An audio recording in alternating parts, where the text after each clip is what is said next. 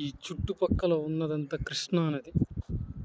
ఇక్కడే పుట్టాను, ఇక్కడే పెరిగాను. ఆర్థికంగా నేనేమి నిలబడలేకపోయాను. మాయలు, మోసాలు, కుట్రలు, కుతంత్రాలు చేసిన వారైతే బ్రహ్మాండంగా బాగుపడ్డారు. ఆ యొక్క విధానం నా వల్ల కాలేకపోయింది.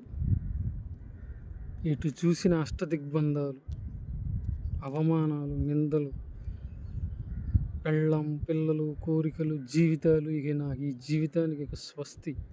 అయినా బతకగలను. దేనికోసం బతుకుతున్నానో, ఎందుకు బతుకుతున్నానో నాకే తెలియని ఒక ప్రశ్నార్థకమైన జీవితం. కానీ స్నేహితులారా, పెళ్ళి అనేది చేసుకోవద్దు. పెళ్ళి అనేది భయంకరమైన ప్రవాహం. అది తట్టుకోవడానికి ఎంతోమందికి శక్తి ఉంటుంది. కొంతమందికి శక్తి ఉంటుంది, కొంతమంది శక్తి ఉండదు. ఆ శక్తిలో నిలబడ్డవాడే ధన్యుడు.